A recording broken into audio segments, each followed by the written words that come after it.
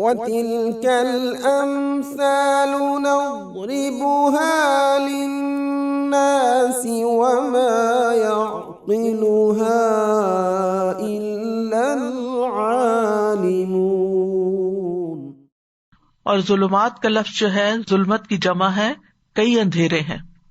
رات کا اندھیرا بھی تھا، کیونکہ روشنی کے لیے تو آگ رات کو ہی جلائی جاتی ہے، دن میں روشنی کے لیے آگ نہیں جلائی جاتی۔ کس کے لیے جلائی جاتی؟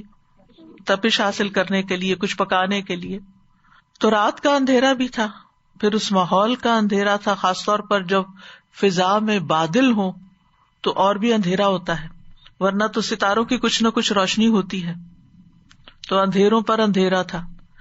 اور تیسرا وہ سخت اندھیرا جو لائٹ کے اچانک چلے جانے سے ہو جاتا ہے، یعنی وہ شدید اندھیرا ہوتا ہے۔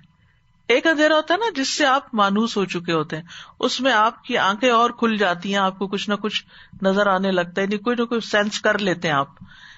لیکن رات بھی اندھیری، بادل بھی، اوپر سے جو لائٹ تھی وہ بھی چلی گئی۔ اب آپ اندازہ لگا سکتے ہیں کہ اندھیرے کا عالم کیا ہے۔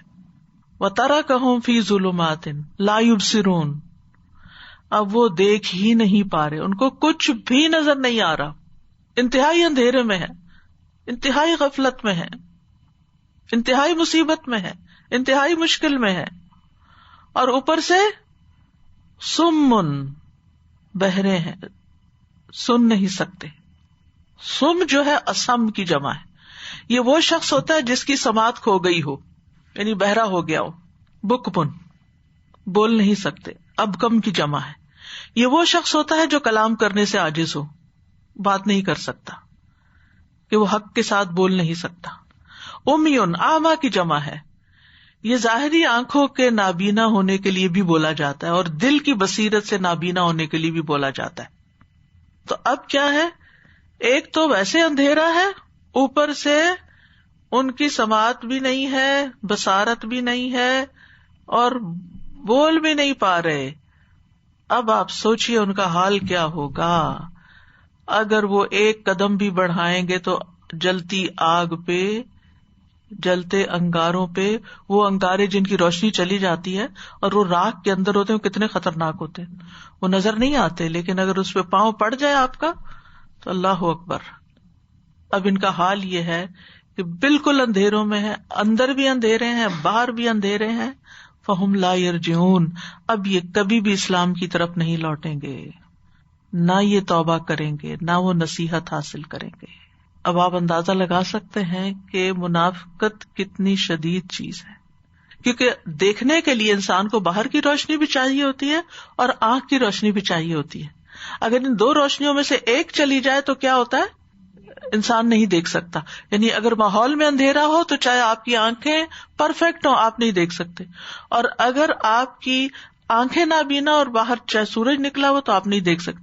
یہاں مصیبت کیا آئی کہ دونوں ہی نہیں ہے، نہ باہر کی نہ اندر کی، کچھ بھی نہیں، ٹوٹلی لاسٹ، ٹوٹلی خسارے میں، کہ جدھر بھی جائیں گے نقصان ہی اٹھائیں گے، کوئی عمل قبول نہیں، کسی قسم کی کوئی خیر نہیں، اور وہ اپنے آپ کو بڑے اسمارٹ سمجھتے ہیں۔ جیسے کہ پچھلی آیات میں وہ منافقوں کے سرداروں سے جا کے کہتے ہیں ہم تمہارے ساتھ ہیں، یہود کے سرداروں سے، بیسیکلی طاغوتوں سے جا کے کہتے تھے کہ ہم تو ایسے ہی مسلمانوں کو دھوکہ دے رہے ہیں، اصل میں تو ہم تمہارے ساتھ ہیں۔ تو بہرحال ان منافقین کی حالت کو ایسے گروہ کے ساتھ تشبیہ دی گئی ہے جو اندھیری رات میں کسی جنگل وغیرہ میں ہو، اور اس میں سے ایک شخص نے حرارت اور روشنی حاصل کرنے کے لیے آگ جلائی، پھر آگ خوب روشن ہو جانے کے بعد بجھ گئی، اور اب وہ اندھیروں میں بیٹھے ہیں اور کئی اندھیرے جمع ہو گئے ہیں، اور آگ کی صرف حرارت باقی ہے اور کچھ بھی نہیں۔ تو یہی منافق کا حال ہے، یہ دنیا میں کفر، شرک اور نفاق کے اندھیروں میں ادھر ادھر بھٹک رہے ہیں، اور آخرت میں قبر کے اندھیرے اور حشر کے اندھیرے اور جہنم کے اندھیرے، ان سب میں گھرے ہوئے ہوں گے، نعوذ باللہ من ذالک۔ اور احساس بھی نہیں ہے، شعور بھی نہیں ہے کہ وہ کس طرف بھاگے جا رہے ہیں۔ ان سارے اندھیروں کو جمع کریں آپ، کفر، شرک، نفاق، غفلت، جہالت، اور پھر موت کے بعد بھی اندھیروں کا جو سلسلہ شروع ہوا قبر میں اندھیرا، حشر میں اٹھے تو حشر میں بھی اندھیرا، اور پھر آگے جہنم آپ کو معلوم ہے کہ اللہ تعالیٰ نے جس طرح دہکائی ہے وہ اندھیری ہے، اس میں حرارت ہے لیکن روشنی نہیں ہے. تھوڑی دیر کے لیے بھی اگر مکمل اندھیرا ہو نا تو انسان کا دل گھبرانے لگتا ہے، اس سے کوئی کام نہیں ہوتا. یہی وجہ ہے کہ ان کے دلوں کا حال بھی پھر ایسا ہی ہے کہ اس میں کسی قسم کی کوئی خوشی نہیں، کوئی چین نہیں، کوئی امن نہیں. عبداللہ بن مسعود رضی اللہ عنہ کہتے ہیں کہ نبی صلی اللہ علیہ وسلم جب مدینہ تشریف لائے تو کچھ لوگ ابتداء میں مسلمان ہو گئے لیکن پھر جلد ہی منافق ہو گئے. ان کی مثال اس شخص کی سی ہے جو اندھیرے میں تھا تو اس نے روشنی جلائی، یعنی کفر کے اندھیرے میں تھا، اسلام کی روشنی آئی، اس کا ماحول روشن ہو گیا، مفید اور نقصان دہ چیزیں اس پہ واضح ہو گئی کہ کس چیز میں خیر ہے کس میں شر ہے، کہ اچانک وہ روشنی بجھ گئی اور وہ واپس اندھیروں میں لوٹ گئے. یہی حال منافقین کا تھا. پہلے وہ شرک کی تاریکی کے اندھیروں میں تھے، مسلمان ہوئے تو اسلام کی روشنی میں آئے، حلال و حرام کو پہچان گئے، دوبارہ کفر اور نفاق کی طرف لوٹ گئے تو ساری روشنی جاتی رہی.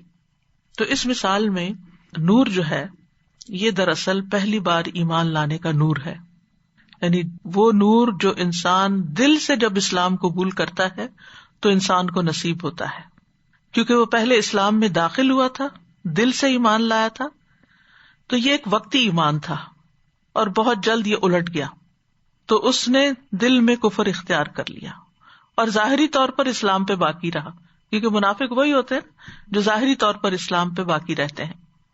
اس کی دلیل وہ آیت ہے جو سورۃ المنافقون میں ہے، ذالک بأنہم آمنوا ثم کفروا فطبع علی قلوبہم فہم لا یفقہون. یہ اس لیے کہ بے شک وہ ایمان لائے پھر انہوں نے کفر کیا تو ان کے دلوں پہ مہر لگا دی گئی سو وہ نہیں سمجھتے. اور یہ جو ماحول روشن ہوا تھا ان کا اسلام لانے کی وجہ سے، تو وہ اسلام سے ملنے والے فوائد تھے، یعنی اسلام لانے کے بعد وہ مسلمان ہونے کے جو دنیاوی فائدے تھے وہ اس وقت حاصل کر رہے تھے. جب اندر کفر چلا گیا تو باہر جو اسلام لانے کے فائدے تھے وہ انہیں کچھ نہ کچھ حاصل بعد میں بھی رہے، کہ انہیں قتل نہیں کیا گیا، ان کا مال محفوظ رہا، ان کی عزت و آبرو محفوظ رہی، ان کو مسلمانوں سے امن رہا، مسلمانوں کے گھروں میں شادیاں بھی کی انہوں نے، اور مسلمانوں کو جو وار بوٹی وغیرہ ملتی تھی اس میں سے بھی کچھ حاصل کر لیا. لیکن یہ وقتی فائدے تھے، مرنے کے بعد کسی قسم کا کوئی فائدہ انہیں نہ ہوگا، کیونکہ لا الہ الا اللہ کا نور ان سے بجھ گیا، چلا گیا. قتادہ کہتے ہیں منافق جب زبان سے لا الہ الا اللہ ادا کرتا ہے تو اس کے لیے دنیا روشن ہو جاتی ہے، بس اسی روشنی کی وجہ سے وہ مسلمانوں سے باہمی نکاح کرتا ہے، ان کے ساتھ جہاد میں شریک ہوتا ہے، ان کا وارث بھی بنتا ہے، اور اس روشنی اور ایمان کی وجہ سے وہ اپنے خون اور مال کو محفوظ کر لیتا ہے. لیکن جب موت کا وقت آتا ہے تو یہ روشنی اور نور منافق سے چھین لیا جاتا ہے، کیونکہ اس کے دل میں اس کی کوئی بنیاد نہیں ہوتی اور نہ ہی اس کے عمل میں اس ایمان کی کوئی حقیقت ہوتی ہے. تو نور ایمان ہے اور ظلمت نفاق ہے. ابن عباس کہتے ہیں کہ نور سے مراد ان کا ایمان ہے جس کے بارے میں وہ باتیں کرتے تھے، اور ظلمت سے مراد ان کی گمراہی اور کفر ہے جس کے ساتھ وہ کلام کرتے تھے، یعنی کبھی ایمان کی باتیں کرتے تھے اور کبھی کفر کی باتیں کرتے تھے، لیکن لا الہ ہؤلاء ولا الہ ہؤلاء. تو ان سے بنیادی طور پر ہدایت عملی جو تھی اس کی توفیق چھین لی گئی تھی، یعنی ویسے بھی ہدایت چھین لی گئی تھی اور عمل کی توفیق بھی چھین لی گئی تھی. اسی لیے جب نماز کی طرف آتے تھے تو انتہائی سستی کے ساتھ، اللہ کے راستے میں دینا پڑتا تھا تو بہت بددلی کے ساتھ دیتے تھے. تو بہرحال جو فائدے کی چیز تھی اصل میں، کیونکہ سب سے زیادہ قیمتی اور فائدے کی چیز انسان کا ایمان ہے، لا الہ الا اللہ ہے. اور جب انسان کا اس سے اعتقاد اٹھ جاتا ہے یا اس کے بارے میں انسان شک کرنے لگتا ہے تو پھر انسان اسی مصیبت میں گرفتار ہوتا ہے جس میں وہ لا الہ الا اللہ سے پہلے گرفتار تھا. اسی طرح یہ بھی کہا گیا ہے کہ یہ قول یہود کے بارے میں بھی ہے، کیونکہ نبی صلی اللہ علیہ وسلم کی آمد سے پہلے وہ آپ کا انتظار کر رہے تھے. جب آپ صلی اللہ علیہ وسلم ظاہر ہوئے تو ان کو یہ سمجھ آ گئی کہ آپ ہی سچے نبی ہیں، اور ان کے دلوں نے کچھ یقین بھی کر لیا. یہ تو آپ جانتے ہیں نا کہ یہود کا اصل وطن فلسطین تھا، لیکن وہاں سے وہ مدینہ کی طرف کیوں آ گئے تھے؟ کیونکہ ان کی کتابوں میں یہ نشانیاں ملتی تھی کہ آخری نبی اس طرف آئے گا، تو وہ اس کے انتظار میں یہاں تھے. اور جب آپ تشریف لائے تو ان کو یقین بھی آ گیا، لیکن پھر انہوں نے حسد کیا اور اپنی سرداری کے چھن جانے کا خوف ہوا، لہذا انہوں نے انکار کر دیا اور اب وہ مکمل اندھیرے میں ہیں. یعنی اللہ سبحانہ تعالیٰ کسی پر ظلم نہیں کرتا اور وہ بلا وجہ کسی کا نور نہیں لیتا، بلا وجہ کسی سے نیکی کا موقع نہیں چھینتا. اس میں انسان کا اپنا گناہ یا اپنا کوئی قصور ہوتا ہے جس کی وجہ سے اس سے توفیق چلی جاتی ہے، ہدایت چلی جاتی ہے. نفاق ہے کیا اصل میں؟ یہاں یہ بھی سمجھ لینا چاہیے. نفاق کا لفظ جو ہے یہ نون فا قاف سے ہے. نفق زمین میں موجود سرنگ کو کہتے ہیں جو کہ کسی دوسری جگہ پہ جا کے نکلتے. سرنگ کا ایک حصہ آپ کے قریب ہوتا ہے اور دوسرا کہیں دور پار ہوتا ہے، اور وہ راستہ زمین کے اندر سے جاتا ہے، یعنی ٹنل جس کو کہتے ہیں، یعنی ایسا راستہ جس سے باہر نکلنا ممکن ہو. ایک قول یہ ہے کہ ان کو منافق کا نام اس لیے دیا گیا کیونکہ وہ جنگلی چوہے کی طرح ایک خفیہ راستہ بناتا ہے جو لوگوں سے مخفی ہوتا ہے. جنگلی چوہا اپنے خفیہ راستے میں، جسے النافقہ کہتے ہیں، داخل ہوتا ہے. اس کے علاوہ اس کا ایک اور راستہ بھی ہوتا ہے جسے القاصعہ کہتے ہیں، جسے وہ دوسروں کے لیے ظاہر کرتے ہیں. یعنی ایک اس کا اپنا خاص راستہ ہوتا ہے اور ایک وہ جو دوسروں کو دکھانے کا ہوتا ہے. جب اسے پوشیدہ سوراخ سے ڈھونڈا جائے تو وہ ظاہری سوراخ سے باہر نکل جاتا ہے، پھر وہ خفیہ سوراخ میں داخل ہوتا ہے اور ظاہری سوراخ سے نکل جاتا ہے، یا ظاہری سوراخ سے داخل ہوتا ہے اور چھپے ہوئے سوراخ سے باہر نکل جاتا ہے. آپ کو کبھی ہیمسٹر رکھنے کا یا دیکھنے کا اتفاق ہوا ہو کہ کس طرح وہ اندر راستے بنا رہے ہوتے ہیں، اور وہ ان کا جو رہنے کا طریقہ ہوتا ہے وہ بھی اوپر آپ کو کم ہی نظر آئیں گے، وہ اندر ہی کچھ کاروائیاں کر رہے ہوتے ہیں. تو اسی طرح منافق بھی جو ہے وہ اندر سازشوں کے جال پھیلاتے رہتے ہیں اور اسلام اور مسلمانوں کے خلاف اور دین کے خلاف کوئی نہ کوئی چالیں چلتے رہتے ہیں.